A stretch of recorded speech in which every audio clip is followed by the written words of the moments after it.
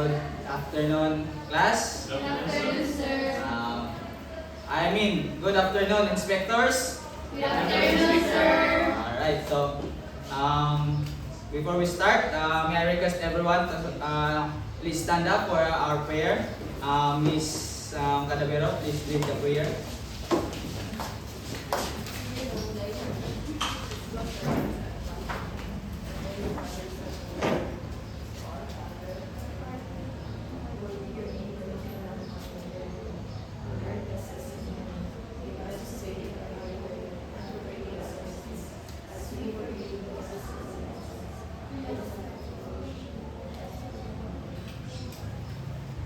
Good afternoon, class. Good afternoon, sir. Okay, before you take your seat, kindly arrange your chairs and pick up some pieces of papers. Okay, so biya attendance. Kanya lang ta mag-attendance, no? Then, so, kumusta man mo? All good. Alugod sa lang? Katugon ba mo? Yes, sir. Doka, no? Doka, tanong. Tamata na siguro, doka. Kasi ganun ang miss na. Balit mo. Okay, so start ta. Good day, speaker. So, at-set mo ako ato sa atong topic. So, natay gamay nga short activity nga gitawag nga matching type activity siya. And ipakita ko din yung column and then kanan ninyo ang kuha mo 1/4 then sira ninyo ni.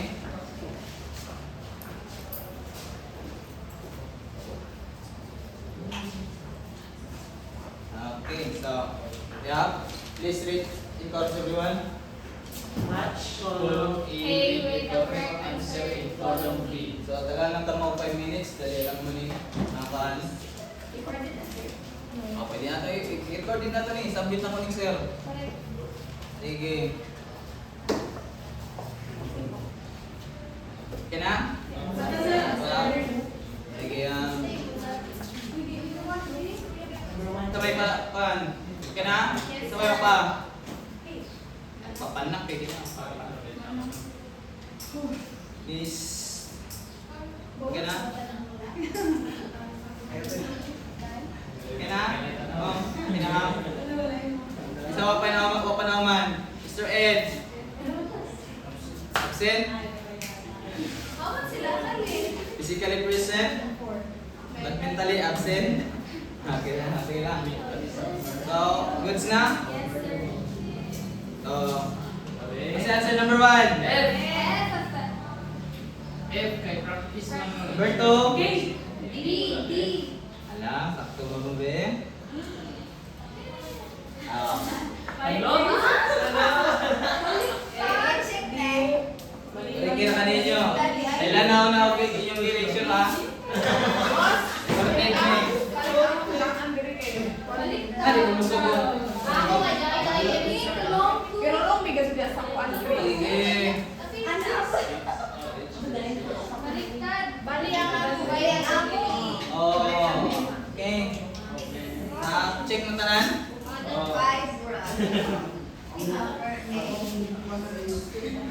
Nya, isabit niya sa front be. Inyo hakan.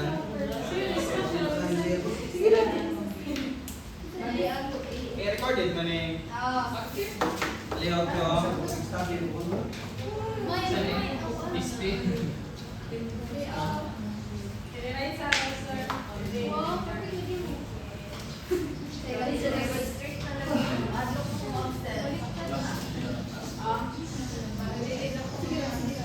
Dire bigas. Display.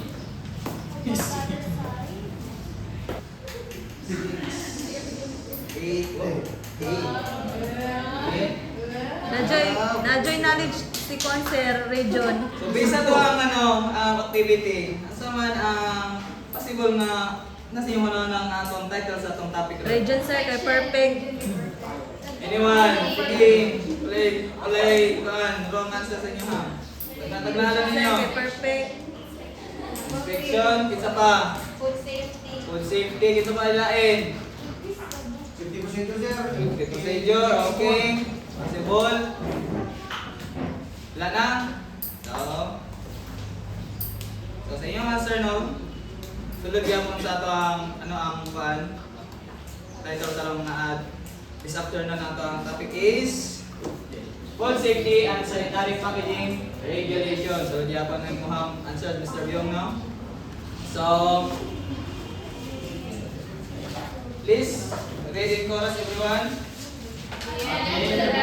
Students should be able to identify and explain food safety and sanitary packaging requirements based on standard regulations, describe the importance of clean production environment and proper packaging materials, analyze different types of hazards, physical, chemical, biological, that may affect fish products, apply food safety principles in real life situations. I thank you for it no. So bisa ato activity na diya atong mga following follow-up questions. So why is food safety very important especially for fish product, Mr. Pagaura?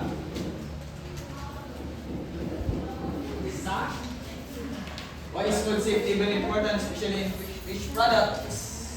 Food safety is very important, especially for fish products. It is because without food safety, the person who might be eating the product might become ill or something like kakantin siya kay ang product mo yun. Ngayon kang product, especially sa fish product, wala siya ng product kung edible ba niya. Kung hindi mo na i-consider ang food safety, darang na sa seller o sa consumer. Alright, so thank you no. So 9.6 Mr. Pagara no, plakpakan na si Mr. Pagara. So contaminated packaging can transfer bacteria, dirt or harmful substance directly to the food. This is why using clean and food grade material is very important. And next is what may happen if packaging materials are not clean or properly used, Ms. Bernales? Materials are clean or properly used. So if packaging materials are not clean, so it may lead to contamination and the food substance is kanang mag-evaporate tapos that may cause lead to moisture na padali ra siya o ma-spoil. Alright, thank you no. Patan si Ms. Bernales sa iyong answer na. Last one is how can proper packaging help prevent problems? Ms. Erica, how can proper packaging help prevent problems? How can proper packaging prevent problems? Of course, sir, kay inuman siya ni tarong and siya po ang visual na nung ganito contaminate ang inuhang ang fish or ang food ay mong ang yan. Alright, thank you. Patan si Miss Patavero.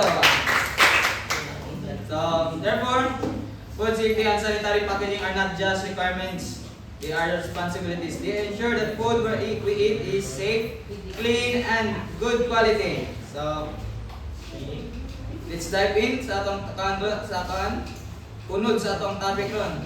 Food safety. Food safety, please read everyone. Food safety refers to the set of practices, conditions, and standards that allow or follow to ensure that the food is safe to eat and does not cause harm to humans.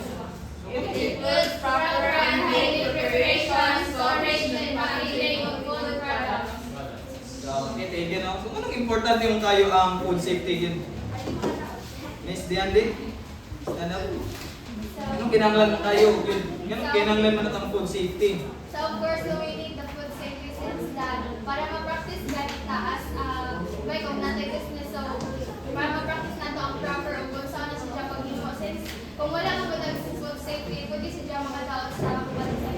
Alright, thank you. No? So, ako si Miss Diande sa iyong kaya nakakuha niya ang point. So, kinanglan yun ang food safety sa atong mga businesses not just only in businesses, sa atong panimalay, sa gasa, kay atong mga pagkaon nga atong mga intake nga wala na to wala kabalo kasagikan, wala ta kabalo food ba safety ba ng pagkaon is makadaot sa ato ha.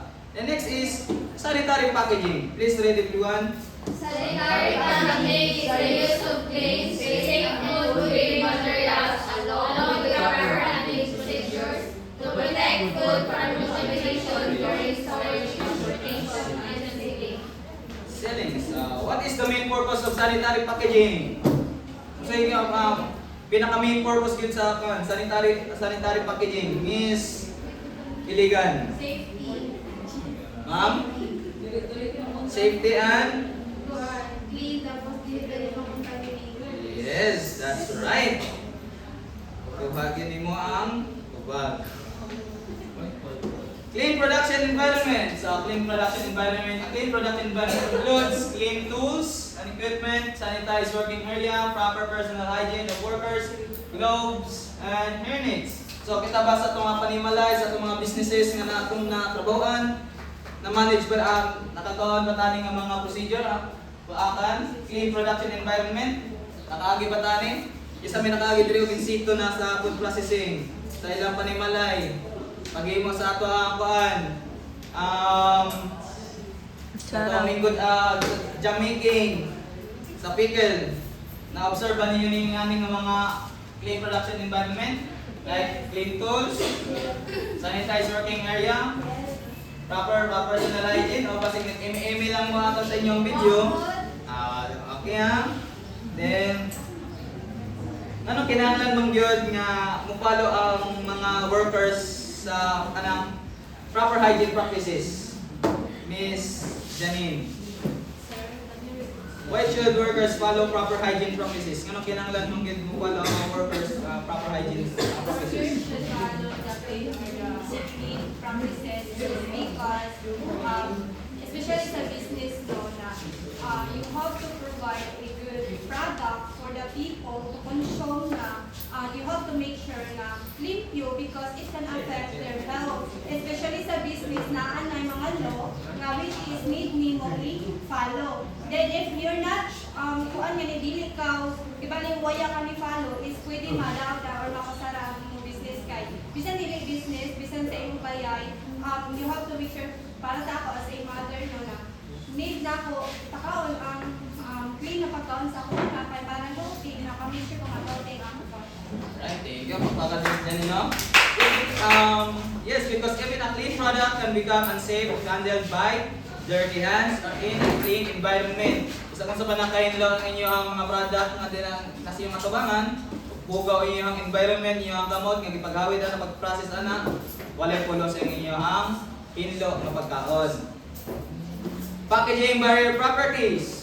Packaging materials must have barrier properties, meaning they can protect food from external factors such as air, oxygen causes spoilage, moisture promotes bacterial growth, microorganism causes contamination. So, sa observation ninyo sa inyong katulad itong vacuum sealing sa orange, isa inyong na-observe, Mr. Bion.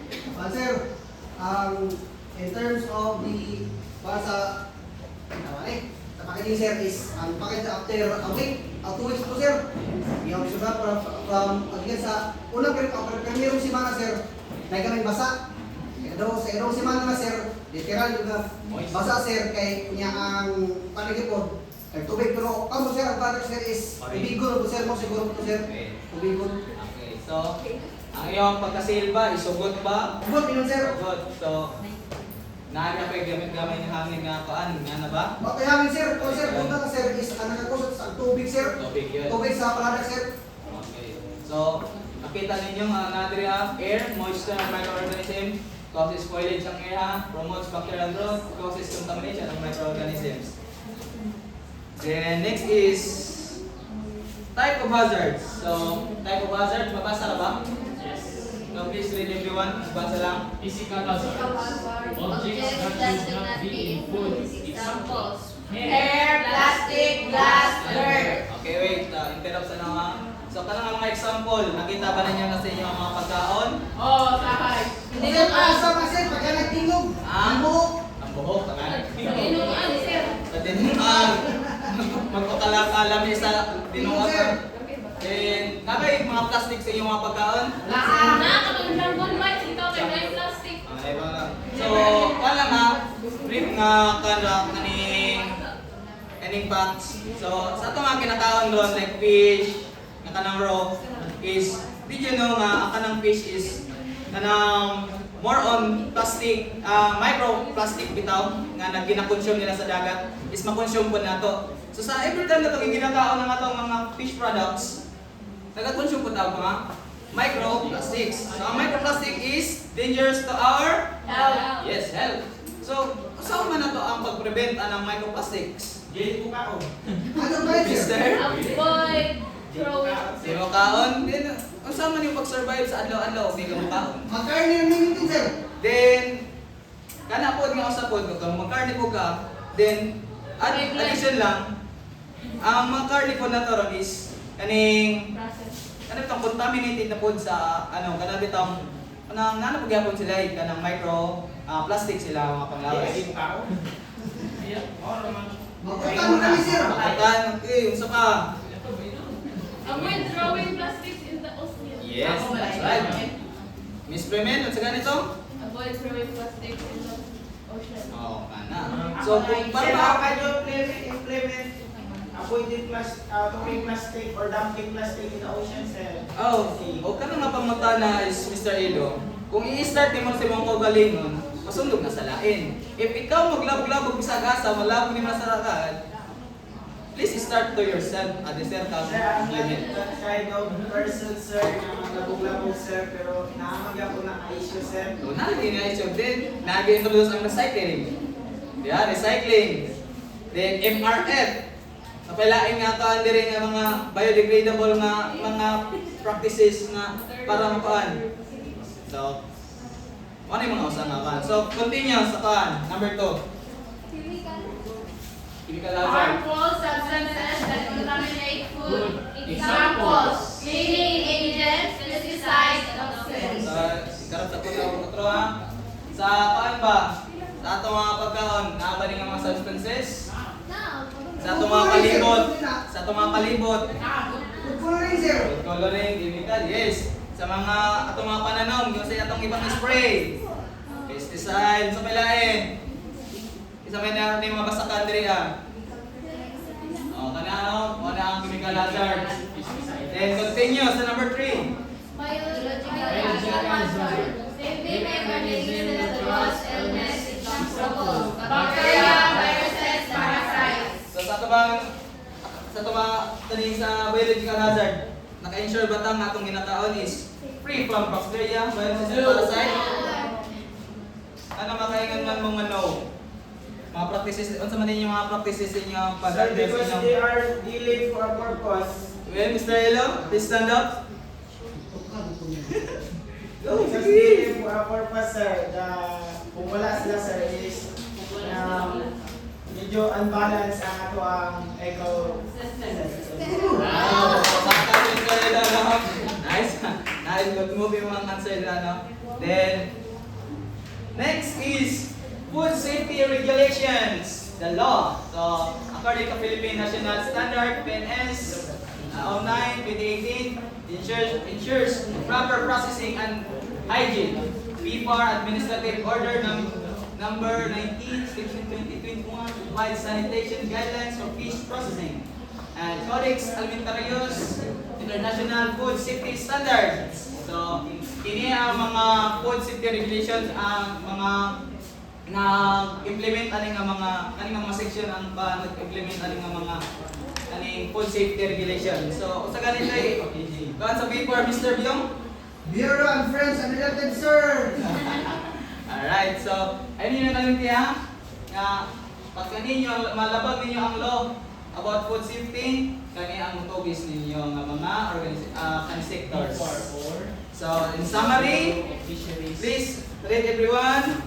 Food safety ensure that food is safe to eat. Sanitary packaging protects food from contamination. Clean environment prevents hazards. Packaging acts as a barrier. Hazards can be physical, chemical, or biological. Regulations guide proper food handling. Alright, so nasabtan na ba ang topic doon? Yes. Ang sa ganitong physical, and chemical, and biological hazards? Ang sa physical? Yes. Ang chemical?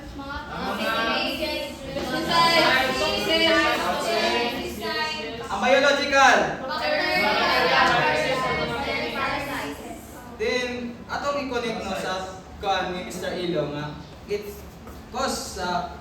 natural balance, ang biological hazard.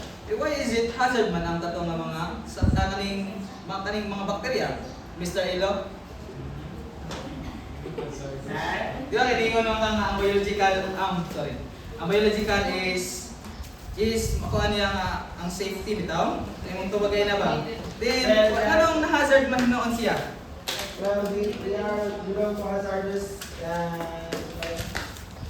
biological, sir, because as I said, they live for a purpose. So the purpose is they are the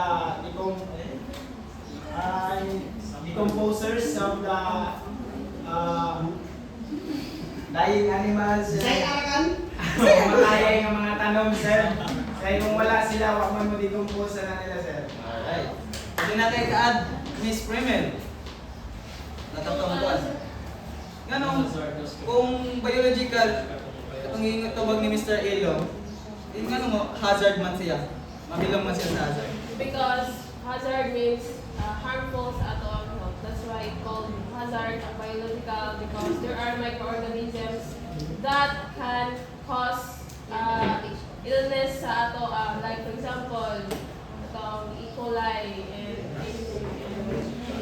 and Indian, no? Sir, I have a question, sir. Oh, sige. Since in your summary, Sige you're lang. talking about food safety, Go ahead. ensures that food safe is, that the food that we eat is safe. So, since you have talked in real, sir, na ganang mga ipagkakalat o mga isda o mga karne is prone to microplastics na sila, sir. How in reality, sir, na wala mo nung katuhaan na imbudyan dagat o ang lake. So, in reality, how can we ensure na ang atong ipagkawin, sir, is dili siya prone sa microplastics? So in reality, no, in reality scenario, so nga nang atawag is nanon tayo mga implementation sa kaning recycling nga na.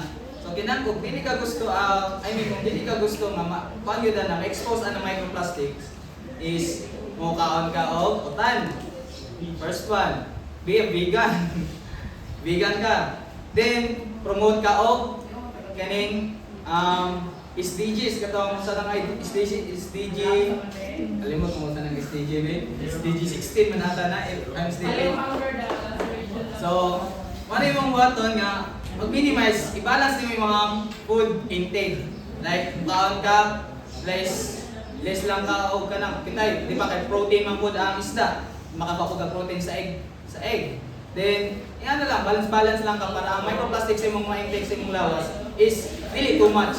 If too much is dangerous. Mamatay pa lang mga Meron mo ko sa Totoo ang fish. So, you're talking sa nga dili Mamatay. Mamatay na. Mga microorganisms. Totoo na ang Plastics? Yes.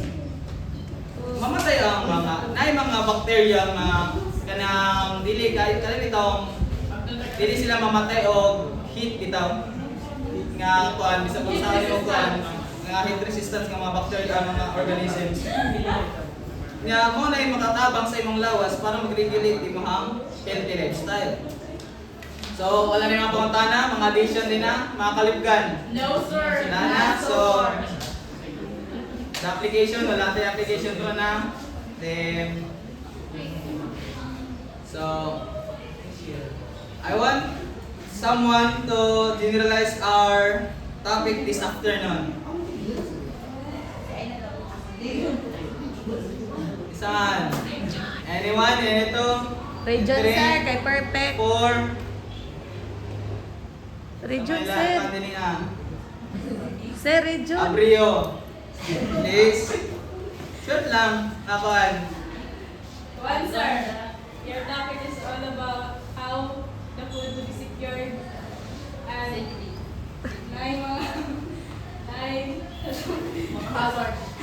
Yung mga hazards, especially physical, analytical, at tapos yung food, especially kung maki-business. Lagi na sa foods, dapat yun daw nga ang atong surroundings is conducive siya or clean para mga bacteria, mga microbes, dili makatuloy sa ingredients. Okay, pakpakay si Miss. So, So, thank you. No? Food safety and sanitary packaging are essential in ensuring that fish products remain safe, clean, and high quality. So, always remember, clean environment prevents contamination. Proper packaging protects food. Following standard ensures safety. In real life connection, these practices are not only for industries. Ilang pwede na sa mga industrial niraan. They are also important in our daily lives. When handling food at home or in a business. So, for namailang kasi, di ang akong assignment. And pwede rin ako ni-send sa GC. And kaning assignment, this assignment that help you apply to what you learn in real life situations. And that's all. Thank you, inspectors.